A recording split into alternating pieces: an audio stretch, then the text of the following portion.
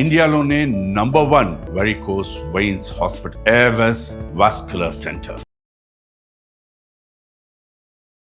Moms కిచెన్కి స్వాగతం.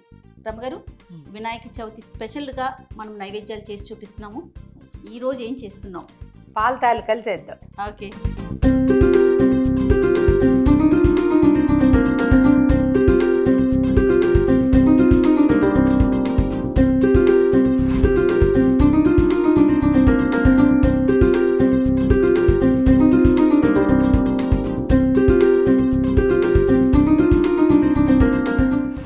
పాల తాలికలకి మొదట బియ్యపిండి మనకు తెలిసిందే.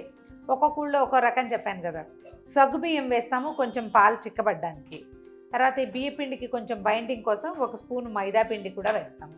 చివరికి బెల్లము పాలు కలిపి ఉడికిస్తాం. ఓకే. మొదట పాలు వేడి చేసుకుందాము.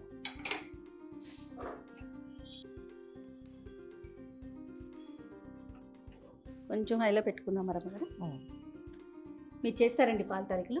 పాల తాలికలు మేము చెయ్యం, నాకు అలవాట్లేదు. ఓకే. ప్రతిసారి నువ్వు చెప్పడం వింటున్నాను కదా, అవును. అందుకని ఇంట్రో కోసం నేను చెప్పేశాను. నువ్వు ఎలా చెప్తే అలా చేస్తా. బాగా చెప్పారు రమ్మగారు, కరెక్ట్ యాజ్ ఇట్ ఈస్ గా బాగా దించేశారు. ఒక్కొక్కళ్ళకి ఒక్కొక్క ప్రతిభ ఉంటుంది కదా. అవును. నేను చదివింది ప్రజెంట్ చేయటం వచ్చు నాకు, విన్నది కూడా నేను తెలుసుకున్న దాన్ని ప్రజెంట్ చేయటం అనేది నాకున్న ఆర్ట్. నేను అనుకుంటున్నాను, ఓకే నేను చెప్పాను కదా రమ్మగారు వినేసి చేసేస్తున్నారు అనుకుంటున్నాను. నేను ఇప్పుడు చెప్పు, చేస్తాను. అంతే, ఏముంది రమ్మగారు, ఇంత పెద్ద వంటలు చేస్తారు మీరు. ఇదెంత చాలా చిన్నది కదా. ప్రాక్టీస్ జనరల్ గా నేను మనం అలవాటును బట్టి ఐటమ్స్ మనం ఇప్పటిదాకా చూపించినవన్నీ నేను చేసేవే. అవునవును. చేయనివి కొత్తవేవి లేవు పెద్దగా. ఎప్పుడైనా 1 సంవత్సరం 2 ఏళ్ల క్రితమైనా చేసినవే ఉంటున్నాయి. ఇది నేను చేయను ఎప్పుడు. అసలు ఎప్పుడు ఇంట్లో అక్క వాళ్ళు కానీ అసలు ఎవరు చేయరండి అలా? అక్క సిరి వాళ్ళ ఇంట్లో చేస్తారు. నాకు ఏదన్నా తినాలి అనిపిస్తే ఫస్ట్ చేసేది పాల తాలికలన్నీ. నేనేమో రవ్వ లడ్డు చేసుకుంటాను. అవునా? ఓకే. అందులో వినాయక చవితి అంటే ఖచ్చితంగా పాల తాలికలు చేస్తాం మేము. అదే ప్రతి వీక్ ఎప్పుడు తినాలనిపిస్తే అప్పుడు పాల తాలికలే స్పెషల్. ఈజీగా ఉంటుంది. అవునవును. అండ్ బియ్యపిండి వంటకం ఎప్పుడు బాగుంటుంది. మేమేమో రవ్వ లడ్డులు చేసుకుంటాం, మినపసున్ని చేసుకుంటాం. స్పీడ్గా అయిపోతుంది, అంటే అది అలవాటుని బట్టండి. అలవాటు. పాలు వేడెక్కాలి కదా. ఇవి ఈలోపు పాకం పెట్టేసుకుందామండి పక్కన. ఓకే. 1 కప్పు బెల్లాన్ని కరగబెట్టుకుందాం. అంతే రమ్మ. ఈ కప్పుడు బెల్లం, ఇదే కప్పు బియ్యపిండి. ఓహో. 1/2 లీటర్ పాలు. ఇందులో కాస్త నీళ్ళు పోసుకోవాలి. అంతే, నీళ్ళు పోసి జస్ట్ బెల్లం కరిగే వరకు కొంచెం తీగ పాకం అండి. కొంచెం తీగ పాకం వస్తే బాగుంటుంది. చాలుగా నీళ్ళు? చాలు. ఏం చేస్తామంటే ఈ పాలు కొంచెం కాగు పట్టగానే కొంచెం పాలు తీసుకొని ఈ పాలతోని పిండి కలుపుకుంటాం. అది ఎలా మనం చక్రాలకి కలుపుకుంటాం చూసారా పిండి, చక్రాల పిండి లాగా కలుపుకొని జంతికల పిండి లాగా. అంతే, వాటితోనే ఒత్తేయటమే. చక్రాల పిండి చేసే మనం చక్రాలు చేసుకునే గిద్దలు ఉంటాయి కదా, వాటితోనే ఒత్తుకుంటాం. దీంతో చేస్తాము. కొంతమంది ఇట్లా చేతులతో కూడా ఇట్లా చేసుకుంటారట. జంతికలు కొట్టం ఇది చేత్తో చేసేది. చేత్తో చిన్న చిన్న బాల్స్ లాగా చేస్తారు, లేదా ఇట్లా ఇట్లా ఇట్లా ఇట్లా ఇట్లా పాముల్లాగా బారుగా కూడా చేసుకుంటారనమాట. పంచదార వేయరు వీటిలలో.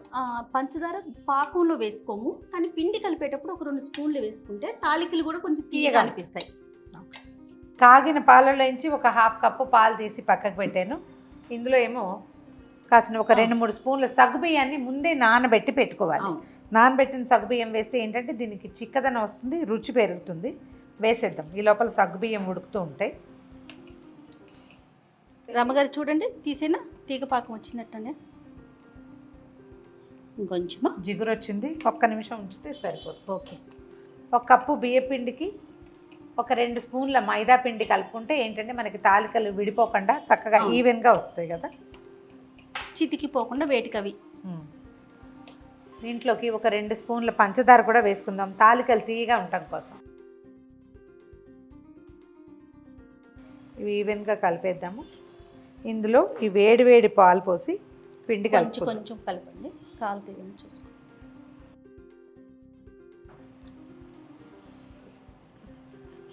వేడి పాలు పోసేసరికల్లా పంచదార ఆటోమేటిక్గా కరిగిపోతుంది. వీలైతే పంచదారని పొడి చేసి వేసుకోండి, అది ఇంకా హాయిగా ఉంటుంది.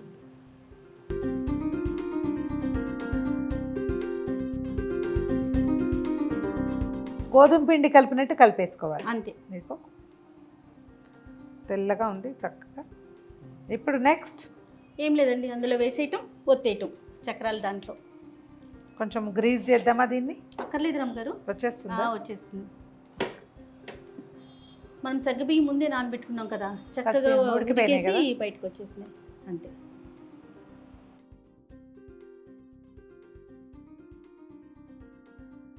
అంతేనా?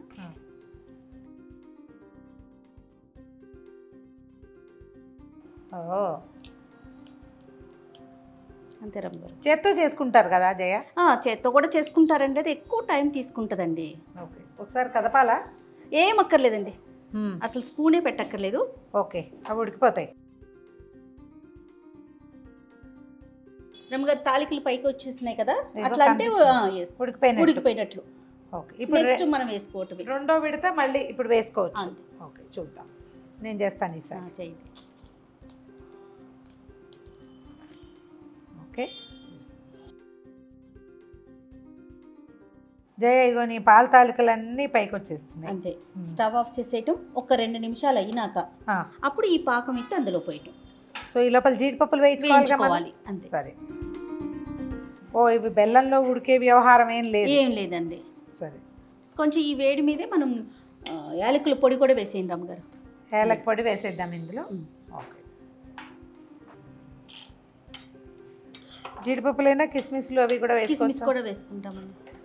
సరే, మన ఇష్టం. సన్నగా బాదం పప్పు తరిగేసి అది కూడా వేసుకోవచ్చు. ఏం లేదు, దాన్ని రిచ్గా చేసుకోవటమే. అంతేనండి. కొంచెం వేడి మీద పోస్తే పాలు విరిగిపోతాయి రమ్మగారు, అందుకని పాకం కొంచెం చల్లారినాక. ఒక్క నిమిషం ఆగండి, లేదు అవుతుంది కదా. పప్పు వరకు వేసేది.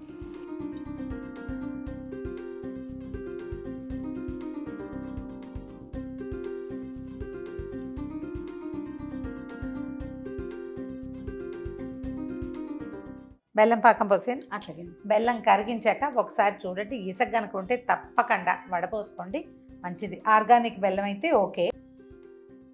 ఇప్పుడు కొంచెం పలుచగా అవుతుంది. చల్లారేక మళ్ళీ బిగిసిపోతుంది కదా? బిగిసిపోతుందండి. ఓకే, ఎందుకంటే ఈ పదార్థం ఇంతకు ముందు కూడా మనం మాట్లాడినప్పుడు చెప్పాను నేను, పాల తాలికలు చేసే ప్రాక్టీస్ లేదు. అయితే ఇవాళ చేసాం కదా, సో ఇది ఈసారి పండక్కి మా వినాయకుడు కూడా పాల తాలికలు పెట్టాం. ఖచ్చితంగా చేయండి, బాగుంది చూడడానికి. నేనైతే ఎప్పుడు చేయలేదు రమ్మగారు, అమ్మాయి చేస్తారు. కానీ ఈ రోజు మనం కిచెన్ లో చేయాలని చెప్పి నిన్న కాక మొన్న చేశాను నేను ఆల్రెడీ. తెలుసు నాకు రెసిపీ, అంతే, కానీ చేయటం లేదు. ఏముంది రమ్మగారు, మీరు చెప్తారు కదా, చాలా సింపుల్ అంతే. ఎంత బాగుందో చూడడానికి, మహా అందంగా ఉంది. అంటే నేనేమనుకుంటున్నానంటే బెల్లంలో ఉడికితే వేరేగా డిఫరెంట్గా ఉంటుందేమో అని. బాగుంది. అలా కూడా చేస్తారేమో బహుశా, మరి వేరే బౌల్లోకి తీసుకుందామా? తీసేసుకుందాం.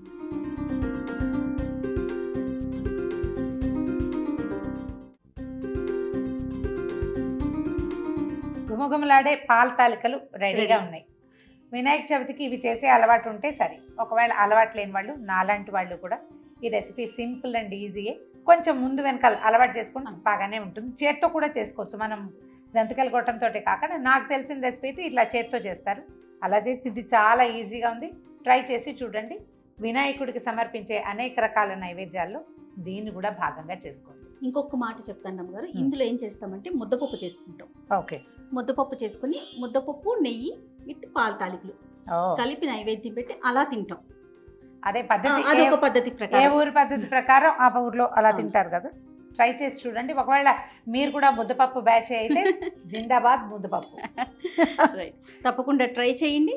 ఇక ఈ వీడియో కనుక మీకు నచ్చినట్లయితే లైక్ చేయండి, షేర్ చేయండి. మరిన్ని ఇంట్రెస్టింగ్ వీడియోస్ కోసం మా ఛానల్ని సబ్స్క్రైబ్ చేసుకోండి.